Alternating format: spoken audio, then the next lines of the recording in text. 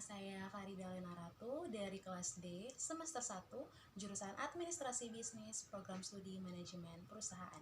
Video ini saya buat untuk memenuhi nilai UAS pada mata pelajaran Ekonomi Mikro. Saya akan membahas 4 materi terakhir yang dipresentasikan teman-teman saya pada saat jam pelajaran. Pada video kali ini ada 4 materi yang akan kita bahas.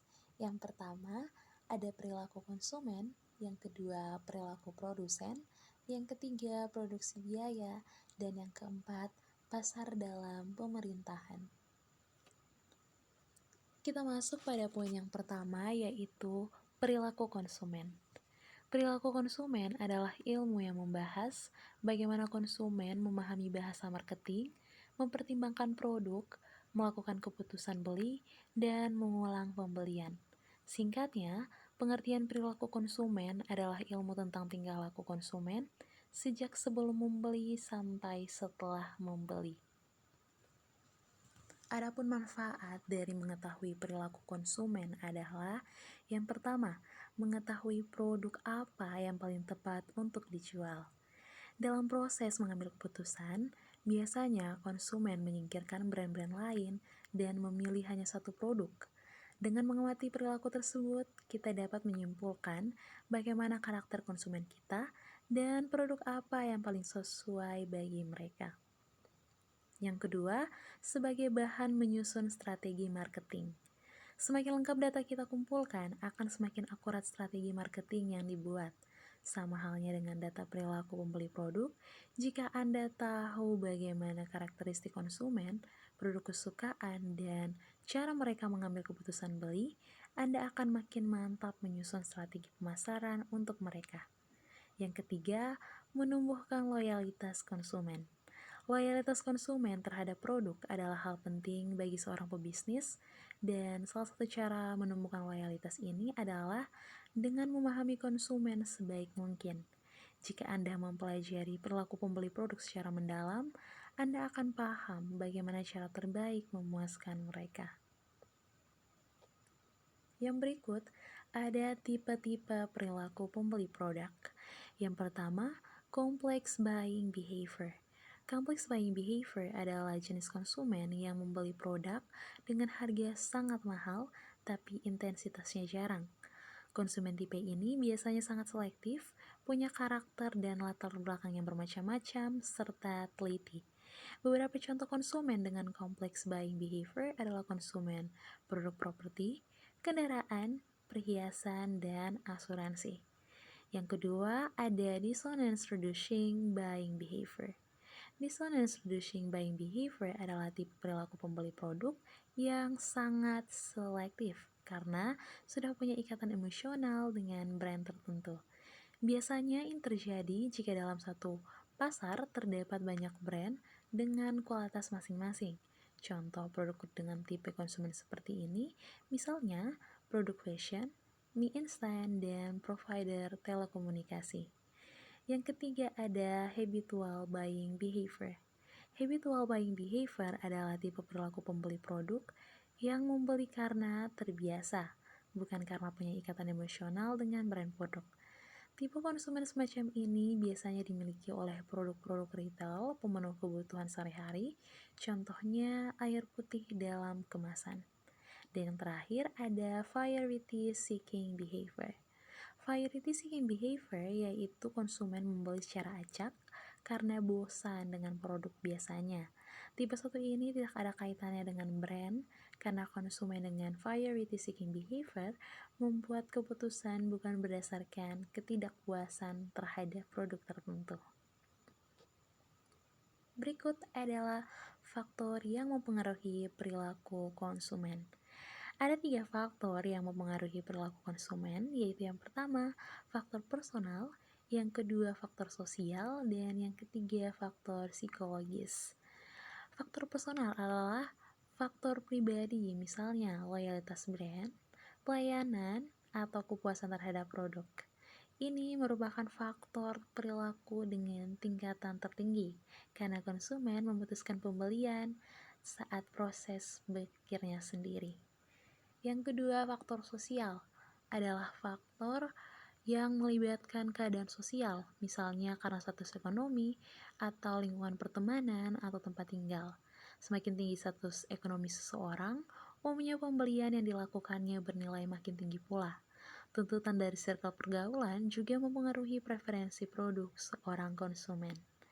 Dan yang terakhir ada faktor psikologis. Ini merupakan faktor perilaku yang paling sering dimanfaatkan untuk kegiatan marketing.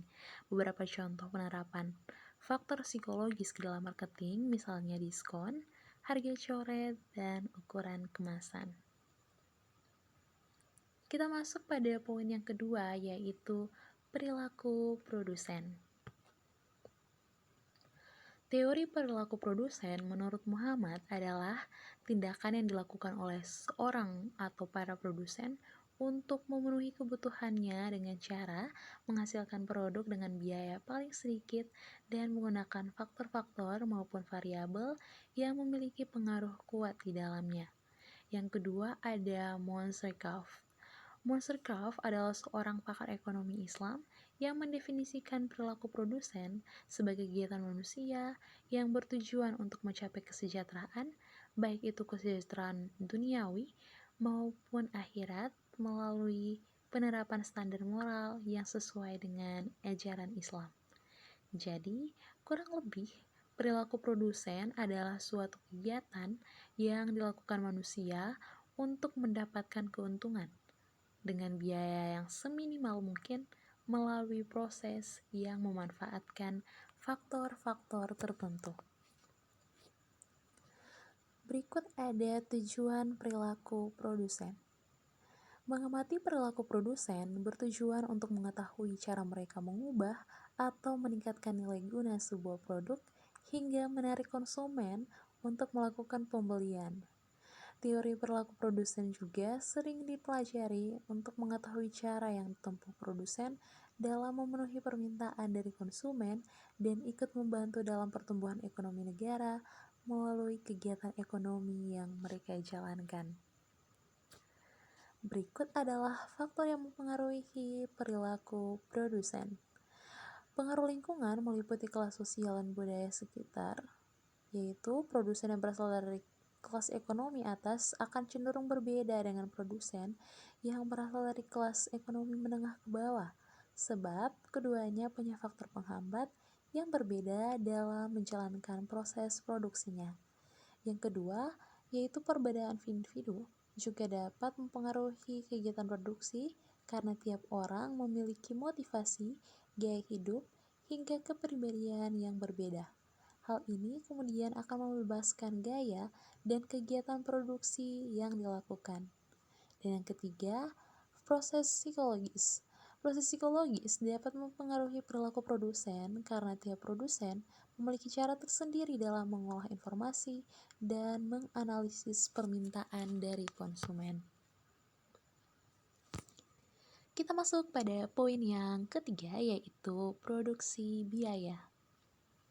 Produksi biaya adalah kegiatan atau proses menghasilkan barang atau jasa yang melibatkan penggunaan faktor produksi dan sumber daya yang tersedia seperti tenaga kerja, bahan baku, dan modal. Biaya produksi adalah semua pengeluaran yang dilakukan oleh perusahaan untuk memperoleh faktor-faktor produksi dan bahan-bahan mentah yang akan digunakan untuk menciptakan barang-barang yang diproduksi perusahaan tersebut. Berikut ada unsur-unsur biaya produksi. Yang pertama, biaya bahan baku langsung adalah biaya bahan baku yang secara menyeluruh membentuk produk selesai yang dapat didefinisikan secara langsung pada produk yang bersangkutan dan tidak dapat dipisahkan. Yang kedua, biaya tenaga kerja langsung. Ini adalah harga yang dibebankan untuk penggunaan tenaga kerja yang melakukan proses produksi. Dan yang ketiga, biaya overhead pabrik. Semua biaya ini dalam produksi kecuali biaya bahan baku langsung dan biaya tenaga kerja langsung. Biaya ini juga sering disebut biaya produksi tidak langsung karena biaya overhead pabrik ini sulit diidentifikasi secara fisik. Berikut cara untuk menghitung biaya produksi. Dengan yang pertama yaitu mengidentifikasi korelasi biaya, yang kedua mengumpulkan data, dan yang ketiga menghitung biaya total. Berikut yaitu penentuan harga jual produk. Yang pertama menghitung harga produk. Yang pertama yaitu menghitung harga pokok produksi atau HPP dilakukan dengan menggunakan total biaya produksi dan jumlah unit yang akan dijual. Yang kedua, analisis pasar dan persaingan dengan cara menyesuaikan harga untuk tetap bersaing dalam pasar yang penuh tantangan. Yang ketiga, mengoptimalkan margin keuntungan dengan cara menentukan tingkat keuntungan yang diinginkan dari penjualan suatu produk. Di dalam produksi biaya dikenal dengan istilah break-even point atau BEP, merupakan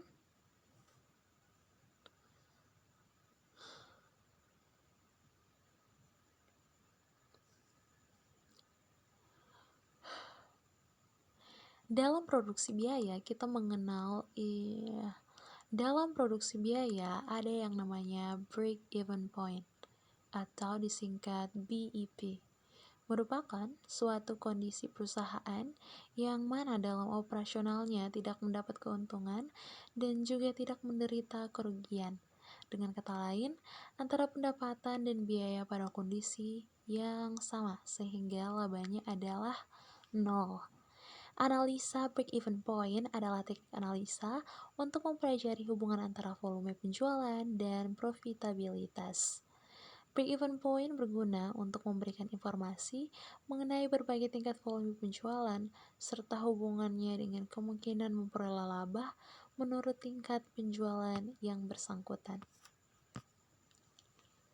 Ada 3 cara untuk menghitung break-even point, yaitu menggunakan metode persamaan, yang kedua menggunakan kontribusi unit, dan yang terakhir menggunakan metode grafis.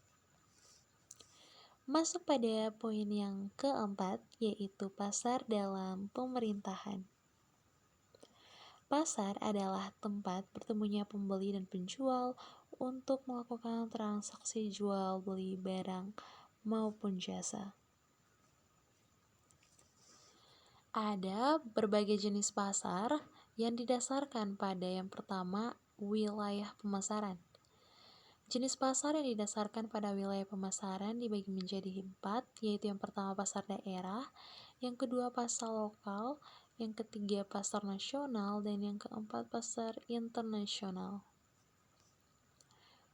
Pasar daerah membeli dan menjual produk dalam satu daerah. Produk yang dihasilkan bisa juga dikatakan pasar daerah melayani permintaan dan penawaran dalam satu daerah.